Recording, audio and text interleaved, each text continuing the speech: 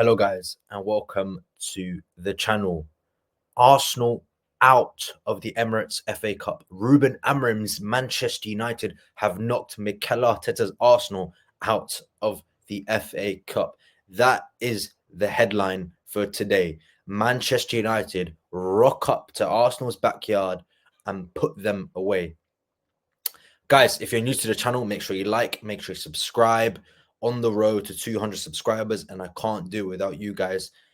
All the love has been appreciated in the last two videos, and more content is coming your way. But let's get straight into it. Arsenal disappointing. Arsenal out of the FA Cup. And many would have predicted that wouldn't have been a reason because of how incredible Arsenal have been under Mikel Arteta in terms of their performance levels, especially. But this season, I think it's very clear to see that they have not been at the levels, and I think Manchester United exploited a load of Arsenal's problems, and Arsenal exploited their own problems as well. I think a lot of people will look at the chances Arsenal had in the game. They created quite a bit, and they just couldn't finish it off. And Manchester United kind of knew that playing on the counter, sitting in a 5-4-1 low block and playing on the counter was effective. And Ruben Amorim knew that he needed a result, and I think Manchester United coming to the Emirates basically had nothing to lose. All the onus was on Arsenal to do well in the game, or the onus was on Arsenal to bounce back from that defeat to Newcastle at home in the EFL Cup semi-final. So it's all down to Arsenal and how they prepare for this game and how they bounce back from that defeat. But some may say it was a very good Arsenal performance. They just needed number 9, which I don't look at it like that. Arsenal created a lot but couldn't finish. But did I really see Bayende making a load of saves in the game? No. Were Arsenal terrorizing the Manchester United goal? No, they weren't. There were very few clear-cut one-on-one chances Arsenal had. I know they had a chance with Martinelli that was offside. It came off the United defender, and I think it was disallowed because it wasn't a pass back by Maguire. I think it came off Maguire. But you look at Arsenal's overall performance in the match. Did they really do enough to beat United? Do they deserve to beat United? I don't think so. And ultimately, United just, bought their time, and they executed it with a brilliant goal from Bruno Fernandes. And it was they lost a flick on Mazraoui. I think it was Mazraoui that won the header, or was Dallo. I can't really remember. He won the header, and Arsenal just were struggling to get the ball back. And when you lose your shape, you are in problem. And Garnacho puts it on a plate, and Bruno Fernandes sweeps it in.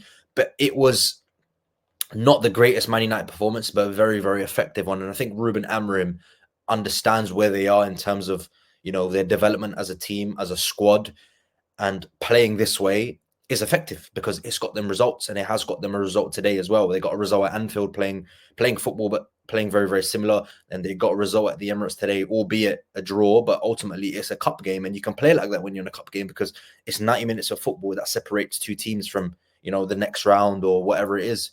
And Manchester United were able to do that brilliantly. And I think Ruben Amorim has said it many times in his presser that there's a lot of work to do. There's a lot of work to do with the squad, and it's going to take time. But the early signs are there, because if you looked at United's performance at the Emirates just over a month ago and their performance now, and they conceded off 2 set pieces in that game, I think it was. They conceded off set piece in that game, no doubt about it. They play an Arsenal side today, and Arsenal didn't have a sniff. Every corner, every free kick was headed away by Maguire, De Ligt, who I thought was brilliant, Lissandro Martinez. They were all working for each other, and that's what you need when things are not going your way. And they haven't gone Man United's way the last couple of years, and especially since Sir Alex Ferguson has left the football club, it definitely hasn't been going Manchester United's way. And to put a performance in like that away from home against one of the top sides in the Premier League, top sides in Europe, some may say as well, it really shows that this squad is believing in Ruben Amorim. And Ruben Amorim said that he was asked a question about, do you believe in these players? These are the same players. Why do you have belief in these players? These are the same players that got Erik ten Hag sacked. And he replied with a very nice answer. And I thought it was very to defending his squad. It was really good. They have not given me a reason to not believe in them. And until they don't give me a reason, I will carry on believing them. And I thought that was a very cute way of putting it, because if they haven't, done bad for you, why would you then throw them away? And I get that 100%. And they have had bad results under Ruben Amorim. They've been beaten 3-0 by Bournemouth at home. They've been absolutely battered by Newcastle. But they've also had some positive results, winning at the Etihad in the manner that they did. playing on the counter-attack, had a few chances in that game, and they executed when they got them. Anfield as well, everyone thought that was going to be a resounding Liverpool victory, and it didn't come to be. And Man United had a plan at Anfield and executed it beautifully. And they go to the Emirates now. These could arguably be the top three teams in the Premier League: City, Liverpool, and Arsenal over the last couple of years.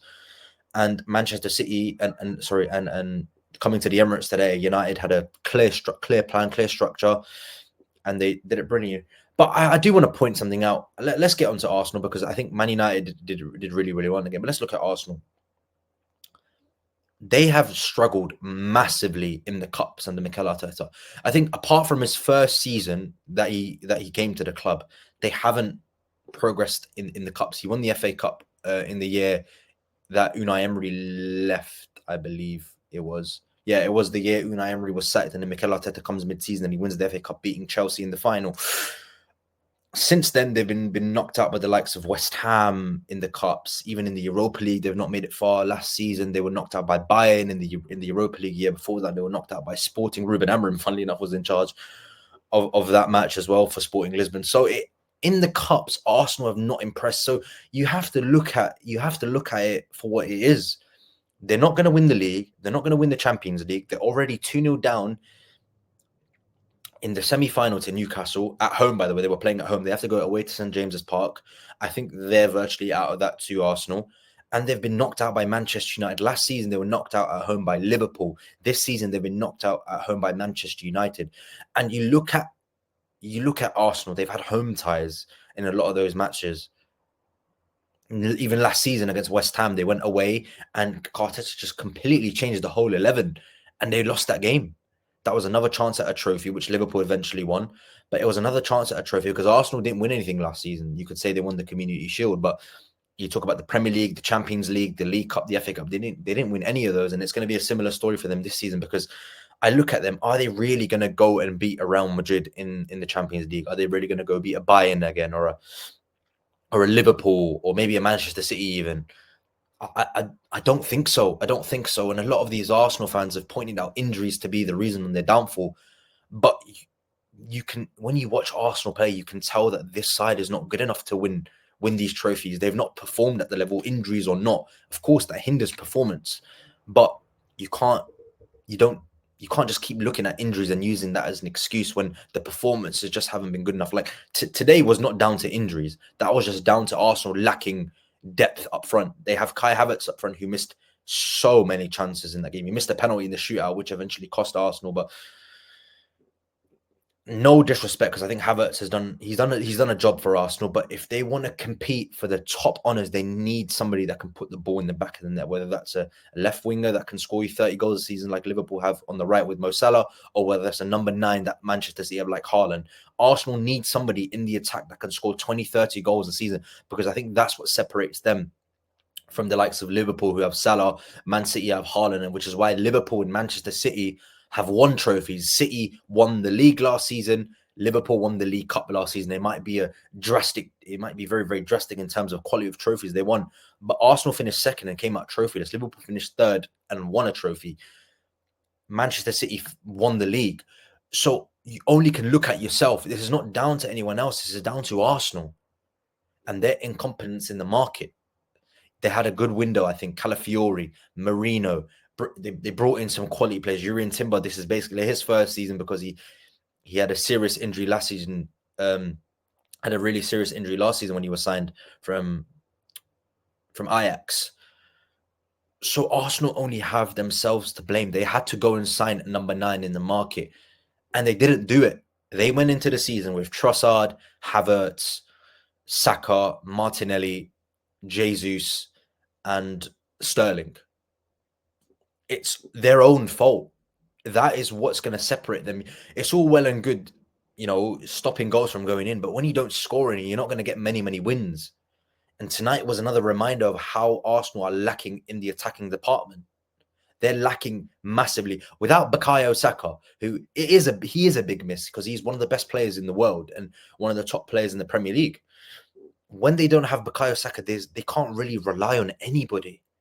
They can't rely on Kai Havertz. They can't rely on Martinelli. They can't rely on Trossard. They can't rely on Gabriel Jesus, who had an unfortunate injury again. It's just been so stop and start, and I hope Gabriel Jesus is okay. And it's a shame because he was hitting some form, but the proof has been clear over the last couple of years. You're not going to be able to win the big trophies or trophies anyway if you don't have somebody in the attack that can score you 30 goals a season. And Arsenal fans might argue we have that in Bukayo Saka. And maybe so. But when he's out injured, who can you rely on? Because when Liverpool were missing Mohamed Salah last season, they could rely on Jota, Nunez, Diaz, Gakpo, and now they've got Federico Chiesa in there as well. Manchester City, maybe they're lacking in options, but they're trying to rectify that. They're bringing in Omar Mamouche, they have Savinho, they have Jack Grealish, they have Phil Foden, who was the Premier League Player of the Year last season. They have Erling Haaland. They have Bernardo Silva and De Bruyne who chip in with goals. I look at Arsenal and I don't really see goals, and some might argue they scored 80-odd goals in the league last season. But it's clear to see that this year they are struggling massively in front of goal. And getting knocked out to a team that have struggled for the majority of the season, Manchester United, is only another reminder of Arsenal needing to go into the market. It is imperative if Arsenal want to compete for the Premier League and the Champions League next season, because I think they're not going to win the league this season, like I said before. Then I don't think they're going to win the Champions League because of the quality of their attack is just not good enough. They need to compete. They need to go and sign a top striker, whether that's Alexander Isak, Victor Gyökeres, whoever it is. They need to invest in the attack properly. Otherwise, they're going to get slowly left behind. Another thing Arsenal fans like to point out is that, we had red cards. That's why we weren't able to win the match. I'm pretty sure Manchester United played 70 minutes of that game with 10 men and still managed to hold on to get a result until extra time, by the way. And they went through extra time. It's another half an hour and they got it to penalties. And they still were offering a threat, United, on the counter. Arsenal went down to 10 men to Bournemouth, lost 2-0. They were 10 men down to Brighton at home. They offered no threat whatsoever. And Arsenal, people like to point out teams scoring after Arsenal have red cards. Arsenal only scored in that match against Manchester United literally 2 minutes after Diogo Dalot was sent off. It just shows you, doesn't it? It's one excuse for them. It's another excuse for somebody else. The double standards are incredible to me. And I think Arsenal fans just need to accept that this is not good enough. This is not good enough for them. And to top it all off, they were beaten at home. At home. Penalties or not, they are not in the FA Cup fourth round. Manchester United are. It's not Arsenal going through, it's Manchester United. And Arsenal only have themselves to blame.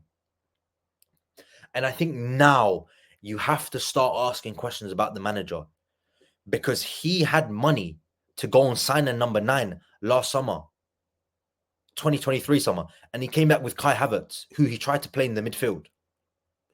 You have to look at the management and what they are doing in the transfer market, because although I think Calafiori is a very, very good signing, I think he will turn out to be great.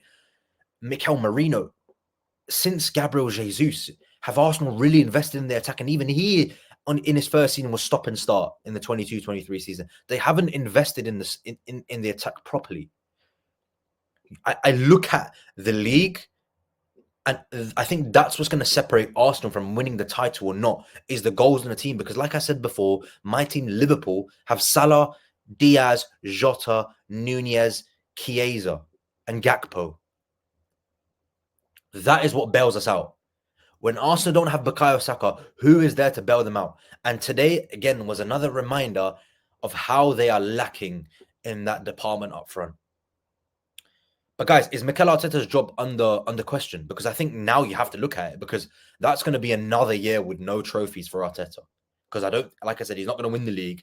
He's not going to win the Champions League, and he's basically out of both cups.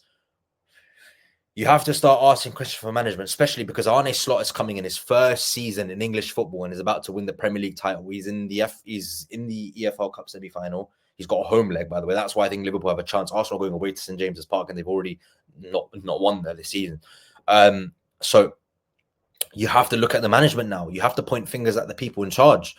And Mikel Arteta, I think I don't think Arsenal will sack him, but I think you have to start asking questions because another year of no trophies, and he spent so much money as well. He has spent so much money. I don't think people understand how much money he spent with Rice, Ben White, Timber. He's had Raya, he's had Ramsdale, he's got rid of, he's signed Trossard, Marino is his signing, Calafiori. These are all Mikel Arteta signings. When are we going to start pointing fingers at the man in charge? And although I think he's done very, very well to get Arsenal into a position of, sustaining the Champions League spots and competing somewhat, is he the man to get Arsenal over the line? I think that's another question for another day. But guys, get your comments in below. Manchester United knock Arsenal out. Is this one of the upsets of the season? I don't think so. But is Mikel Arteta's job under threat? Get your comments in below, guys. Make sure to like, make sure to subscribe. Like I always say, more content is on your way, and make sure to turn on the bell notification. I want to get to 200 subscribers as soon as possible. You guys have been showing me a lot of love, not only on YouTube, but on Twitter as well. But thank you guys for watching. And the season, who knows what could happen in the next couple of months, but we still got 4 months of the season, 4 or 5 months of the season to go. It is a long way to go, but I hope it ends with Liverpool glory. Take care, guys, and look after yourselves.